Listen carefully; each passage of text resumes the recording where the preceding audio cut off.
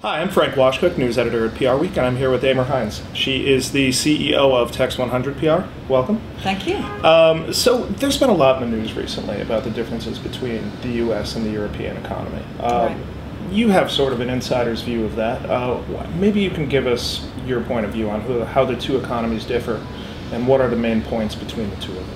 Well, I think there's sort of an old adage that, when the US sneezes, Europe catches a cold. And I think we're seeing some of that in terms of the manifestation of the economic recovery right now. I think the US, certainly from our perspective, we're seeing that the market is beginning to come back quite substantially, whereas within Europe, our expectation is that it will continue to remain flat. In other words, there is a degree of caution in that market, and our clients are obviously therefore being cautious about spend. I would say the only, and that's particularly in Southern Europe, I would say UK and Germany probably mirror a little bit more of the recovery that we're seeing here happen in the US. You sort of stepped into my next question. How does it differ country to country? Germany, at least from the headline, seems in a much stronger position than a lot of other countries. Yeah, I think certainly Germany and UK, from a financial perspective, definitely seeing more strength in those markets. And then obviously the difference is also similar with regard to public relations and communications, in that both the UK and Germany as markets are quite mature markets in terms of how they handle communications. So again, not just the economic differences, but also the communications differences parlay out based on the maturity of those markets. You mentioned before how the US downturn affects Europe. How does the reverse work? How does the slow economy in Europe affecting expectations in the U.S. right now for U.S. companies?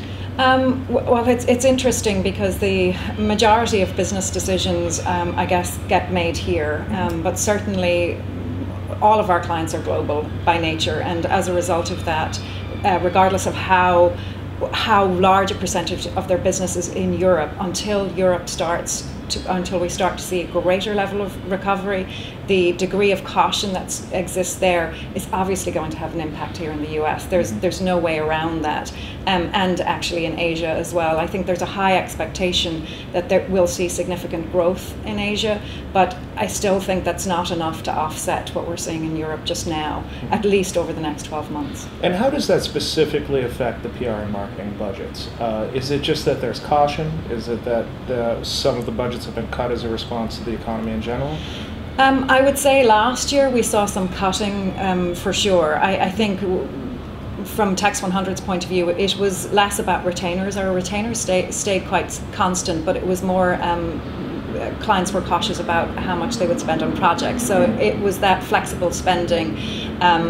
But having said that, we're beginning to see now clients say, look, we're not predicting massive growth by any means, but we don't expect to cut any further in budgets in Europe. That being said, here in North America, we are seeing budgets begin to increase again. And certainly there's buoyancy in the market in terms of client opportunities and new business opportunities. So I would say that our expectations in this market are that we will see some growth in the coming year, absolutely. What are the other expectations for the next year or two? I know part of Germany's banking process has been in the headlines a lot this week, right. How they relate to other countries. What do you expect to see in the next year or two? Well, the biggest expectation we have in our industry is just the speed of the transition towards digital and in terms of communications.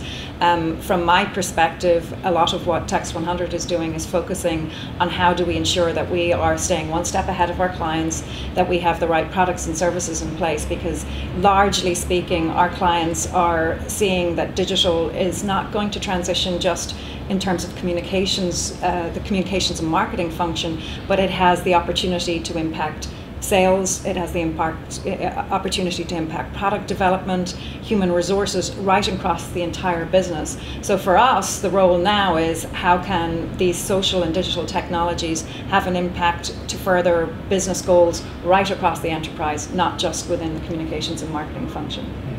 Aedhmar, thanks a lot. This is Frank Washkuch, the news editor of PRWeek, and again, this is Aedhmar Hynes. She is the CEO of Text 100. Thanks again.